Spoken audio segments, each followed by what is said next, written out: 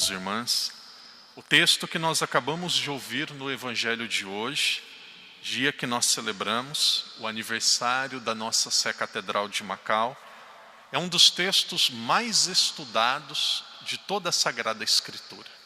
Neste momento crucial da vida de Jesus, onde a sua missão toma um rumo diferente, um rumo definitivo, o texto que nós acabamos de ouvir mostra a cada um de nós aquilo que nós acreditamos que foi um dos momentos fundamentais para a edificação, para a fundação da nossa igreja.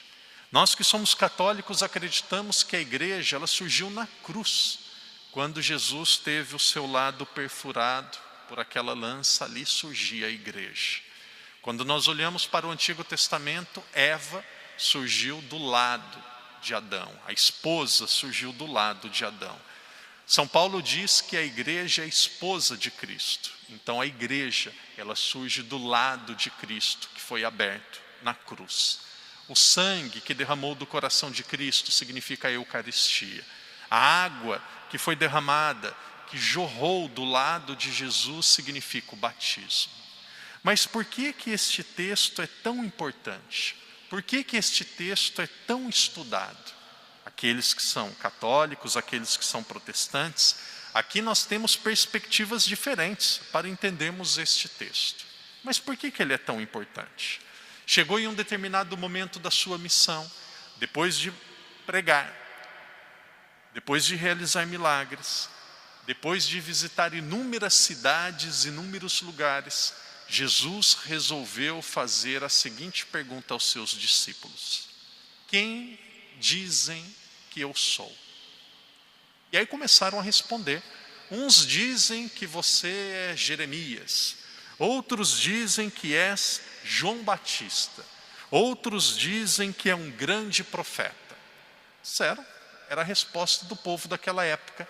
Então Jesus foi além e perguntou: e vocês? E vocês?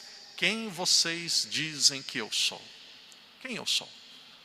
Houve um grande silêncio e alguém tomou a palavra. Pedro tomou a palavra.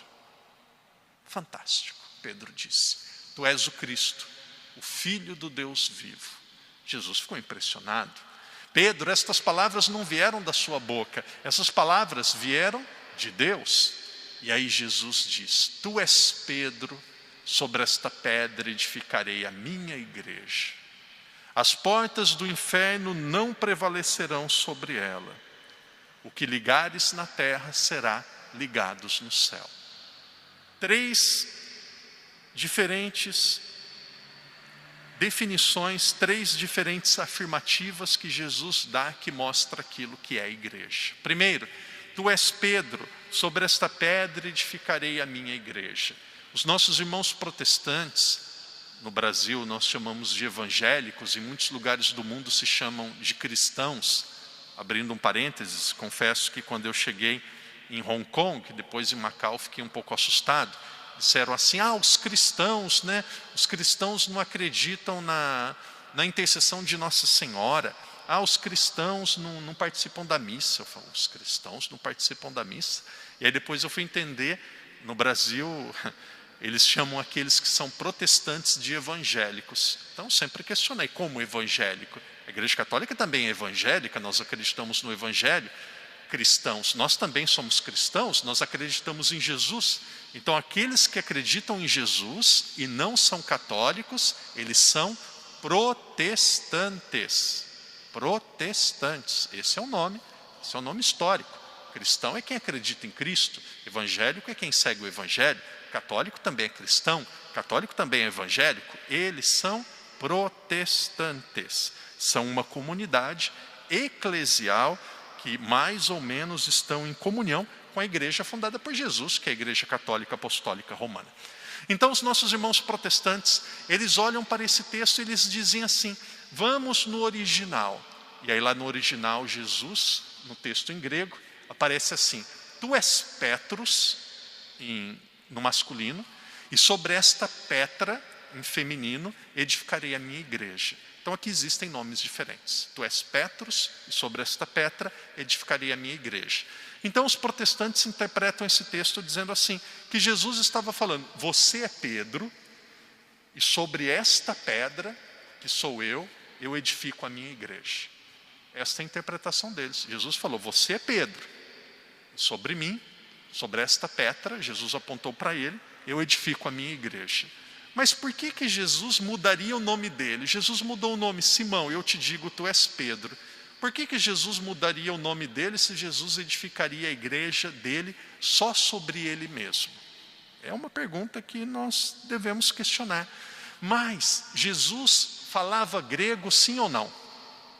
Vocês acham que Jesus sabia o grego? Vocês acham que a língua em Israel, a língua entre os judeus era o grego? Não. A língua em Israel, a língua entre os judeus, era o hebraico e o aramaico. No original que Jesus falava, no aramaico, a palavra é Kéfas. Tu és Kéfas, e sobre esta Kéfas edificarei a minha igreja. A palavra é a mesma. Jesus diz, tu és Kéfas, e sobre esta Kéfas edificarei a minha igreja. Jesus, ele tinha um desejo que aquilo que ele iniciava perdurasse até o fim dos tempos. Então Jesus, como ele tinha o desejo que aquilo perdurasse, ele vai além. E ele diz a Pedro, que fantástico, isso daqui é lindo, isso daqui é uma consolação a cada um de nós. Jesus diz, as portas do inferno não prevalecerão contra a minha igreja. Ninguém conseguirá destruir a igreja católica. Quantas igrejas, entre aspas, seitas, comunidades protestantes que já surgiram, já morreram, quantos grupos religiosos que surgiram e morreram, e a igreja católica continua em pé. Uma vez, Voltaire, um homem fruto da Revolução Francesa, ele disse assim, agora as pessoas não precisam mais acreditar em Deus, porque a revolução trouxe resposta ao mundo. A igreja é desnecessária. A igreja irá desaparecer. Voltaire desapareceu, muitas pessoas nem sabem como ele é, ou quem ele foi, e a igreja continua firme e viva. Depois apareceu outro, Friedrich Nietzsche, um filósofo, materialista, dizia assim, Deus, eu encontrei Deus em um lugar, estava um cheiro tão pesado, um cheiro tão ruim, porque Deus morreu, esqueceram de enterrá-lo. Mas as pessoas vão enterrá-lo e daqui a pouco ninguém mais saberá quem ele é. O que aconteceu com Nietzsche? Morreu, desapareceu, muitos nem sabem que ele existiu, e a igreja continua em pé. Karl Marx, a religião é o ópio do povo. Esse senhor morreu, desapareceu, e a igreja continua viva. Disseram nos Estados Unidos, depois de tantos escândalos de pedofilia, depois de tantas coisas ruins na igreja, a igreja vai desaparecer. Não. A igreja católica jamais desaparecerá.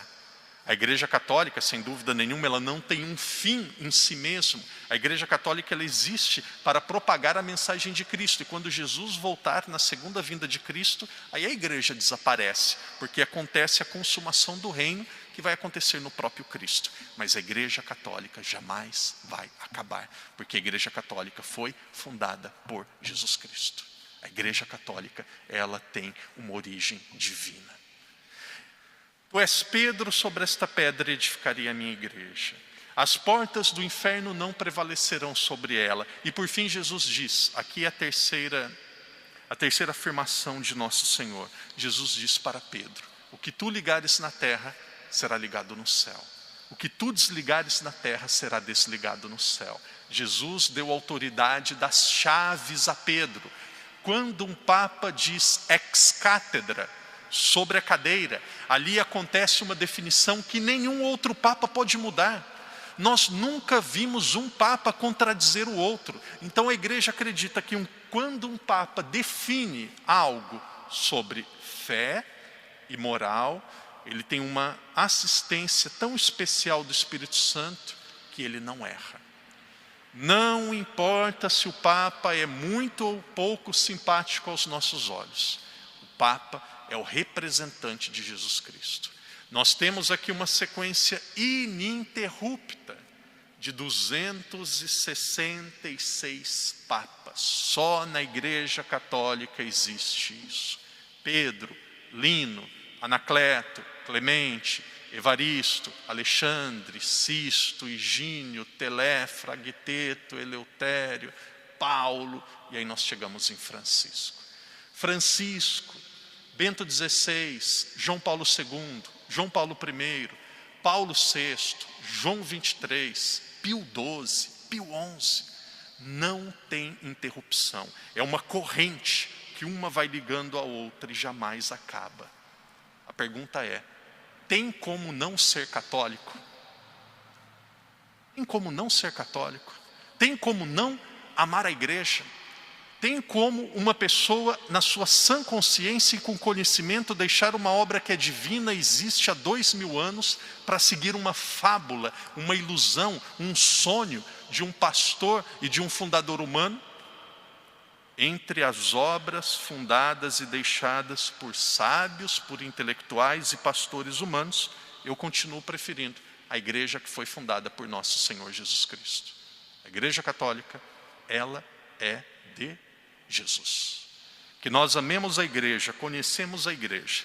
O padre encerra dizendo assim, às vezes algumas pessoas dizem, eu fico contente de ouvir isso, padre, o senhor defende a igreja. Defendo mesmo. Padre, o senhor ama a igreja, mas defender a igreja não é missão de um sacerdote. Defender a igreja e amar a igreja é missão de todos nós. A igreja é assim, quanto mais nós a conhecemos, mais nós amamos. E quando nós amamos, nós defendemos. Que Deus nos ajude a mergulharmos, a conhecermos, a entrarmos dentro deste grande mistério deixado por nosso Senhor, que é a igreja fundada por Ele. Uma, e é una, santa, católica e apostólica.